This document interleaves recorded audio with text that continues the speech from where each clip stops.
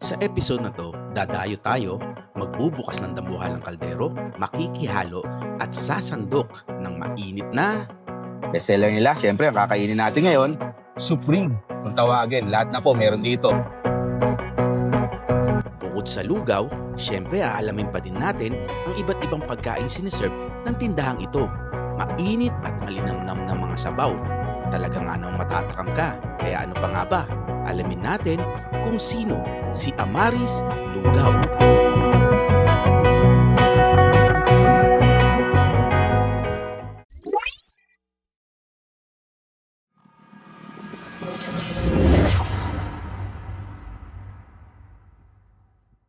Ako po si Edsel Velasco, ang may-ari ng Amaris Lugaw. Nagsimula po itong Amaris Lugaw noong February 8, 2024. Ito po yung katas ng pinagharapan namin ng asawa ko. Bago po ako magkaroon ng negosyong lugawan, naging empleyado po ako. Isang artist po ako ng Pagcor Casino. Nagkaroon po ng pandemic, so na-stop po yung work ko. Kapag Japan din po ako, nagkaroon ako ng opportunity na makapagtrabaho sa ibang bansa. Then after po nun, pagbalik dito, yung hipag ko, pinakiusapan niya akong magbantay sa isa pa nilang negosyo. Hindi po sapat yung kinikita kasi sa pamilya. Nag-isip kami ng asawa ko na magbuo pa nga po ng isa pa naming negosyo. So, natayo po yung Amaris Lugaw. Yung Amaris Lugaw po, pangalan po ito ng anak namin. Una lang po namin tinda is yung lugaw po. Doon po kami nakapokus. So, after po nun, parang may hinahanap yung mga tao na kung may pares daw po kami, mga silog po na pwedeng kainin bukod sa lugaw. So, ang bestseller po talaga namin is lugaw. Nag-ano lang po kami na may ibang pagpipilian pa yung mga tao pag pumunta rito. Wala naman pong sekreto. Nagluluto lang po ako ng may puso. Kasi bukod po sa mga customer, kumakain din po kasi yung pamilya ko po dito. Yung asawa ko, yung mga anak ko. Ayun siguro po yung sekreto, with love. Pag niluluto mo siya with love. May mga estudyante, mga nagtatrabaho. Minsan po may mga Koreano na nakakotse. Pinupuntahan kami dito. Yung mga simpleng mamamayan din natin. Po, hindi po ordinaryo yung lasa ng lugaw na nasasarapan sila. Hindi nga daw po kalasa ng nakasanayan nating lugaw. Kumbaga yung lugaw na lutong bahay po yung nalalasahan po nila. Sa baguhang negosyante katulad ko, hindi ko pa alam yung mga pasikot-sikot ng negosyo. So, hanggang ngayon po, nangangapa pa rin ako kasi hindi naman po laging mabenta, kadalasan po tagtumal. Ayun po siguro yung mahirap. Siyempre po, nasa industry kami ng pagkain. Minsan, pag sobrang tumal talaga, nasisira yung mga ingredients. So, kailangan palitan mo yun, panibagong puhunan naman.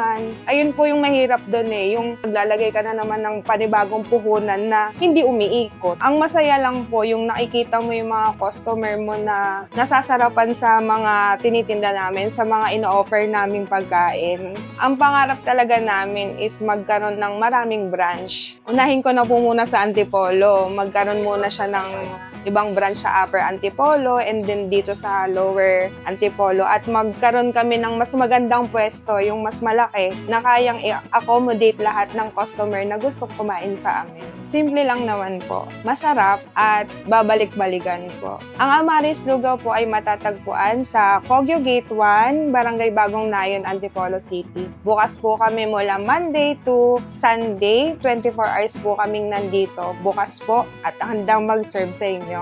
Ang lugaw ay isang tradisyonal na pagkain sa Pilipinas na gawa sa bigas na pinukuluan sa maraming tubig hanggang maging malapot. Dahil sa mataas nitong water content, madali itong tunawin at banayad sa sikmura. Ito ang dahilan kung bakit madalas irekomenda sa mga may sakit, bata at matatanda. Ang lugaw ay pangunahing pinagkukunan ng enerhiya mula sa carbohydrates. Kapag nilagyan ng itlog, manok o gulay, nadadagdagan pa ito ng protina at sustansya. Bukod sa nutrisyon, kilala rin ang lugaw bilang abot kayang pagkain na kayang magpakain ng maraming tao. Sa kulturang Pilipino, ang lugaw ay hindi lamang pagkain, kundi simbolo ng pag-aalaga, pagtutulungan at malasakit sa kapwa. Init pa oh. Galing to sa napakalaki at dambuhalang kaldero ni Ma'am Edsel. Dito po tayo sa Poggio, Antipolo, Amaris, Lugaw. Bestseller nila, syempre ang kakainin natin ngayon. Kita nyo, Supreme kung tawagin. Lahat na po meron dito. May chicken, meron po itong yung chicharong bulaklak, no, at kung ano-ano pang halo. Ang isang super overloaded, no, ng lugaw. Naikwento po sa atin ni Ma'am Edsel itong kanyang lugaw kung bakit binabalik-balikan. Yung base daw po kasi nito baka. Banatan na natin. Let's get it on. Init. Wow. Lambot. Lambot ng mga laman. Nakain ko. Chicharong bulaklak, ang sarap. Bilang isa pong mahilig sa pagkain ito, no, yung mga lugaw, no. Ano po ako, panatiko ko ng lugaw eh. Masasabi ko itong lugaw ni Ma'am Edsel o ng Amaris Lugaw ay isang klase ng lugaw na lutong bahay. Classic, old school style lugaw. Yung lasa po, doon. Nagbabago lang yung lasa ng lugaw. Tinanay ko kanina yung plain lang. Ang lasa niya, lugaw na lugaw. Pag sinabayan mo ng mga laman loob, no, ito yung mga laman niya. Kaya po nung kinakain ko ngayon ay chicharong bulaklak, nararamdaman mo nag-iiba yung lasa. Parang merong crispiness, merong lasang pride, no, na chicharong bulaklak. Sa mga nagkikrave po ng lugaw ngayon, itong malamig na panahon, itong tag-ulan man, no, at alam naman natin tayong mga Pinoy, mahihilig sa mga pagkain ganito, pang-agahan, pang-merienda, no, minsan po ginagamit din natin as hapunan at tanghalian na rin ito. Yan, try nyo, Amaris Lugaw. Baka natin itong tokwa at baboy. Yung tokwa nila at yung baboy nila, ang style is fried, no? Crispy baboy. Meron po kasi ang mga nakakain ng lugawan, yung baboy nila ay nilaga lang. So, dalawang klase ng sausawan, isang pang tokwa at baboy, at isang pang lumpia daw po. Parang clear tong isa eh, pang lumpia. Ito, yung may kulay.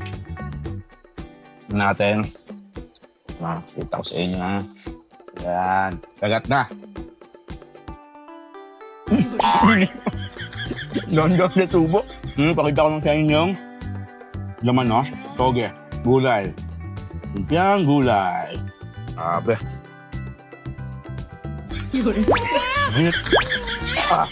Bagay na bagay. Dito sa lugaw. 24 hours. Kahit anong mga oras na mga lalapit po dito sa Antipolo area, tama kayo ng gutom. Anong mga oras ng sa isang araw, pwede.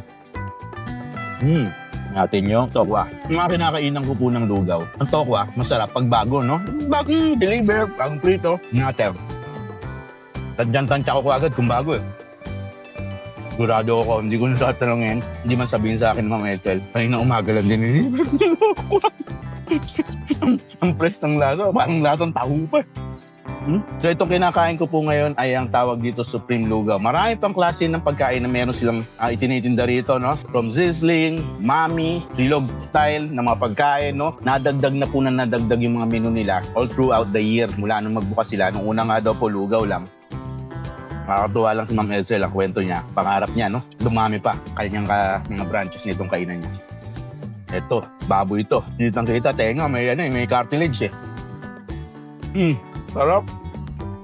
Alam ko ang lutong ito ay lutong asin paminta, patis. Ganun ang style ng lugaw. Tapos baka nga yung base, pinaka-pinagsasabaw baka. Serving po. Nakita niyo naman, nahihirapan ako ubusin ang laki. Yung mangkok, hindi po yung typical na lugaw na nabibili natin sa ibang tindahan na maliit yung tasa. Ang laki po ng tasa nito. Sa isang order po nito mga Noy, gurado ko, solve ka. Pandalawang tao, hindi naman po, punong-puno. Napawisan na ako. Nakasarapan na tayo. Kaya mga Noy, no? So, para makabakbak pa ako na mas matindi, no? Outcome ko na lang babanatan po ito.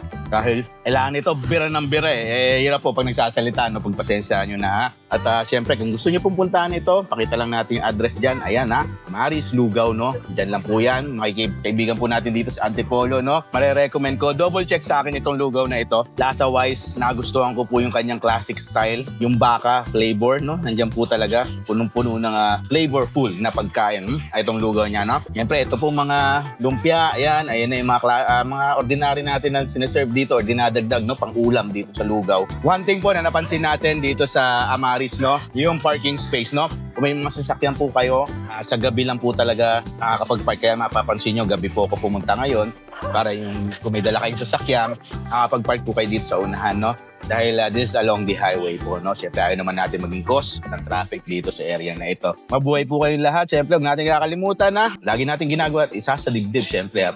passion at pagmamahal sa lahat ng niluluto natin para laging masarap. Ako pong yung lingkod, si Kuya Dex, at nagbibigay pa rin ng malaking puso sa inyo. Let's get it on. Papuntukin na natin yan. Nice 6! Bye!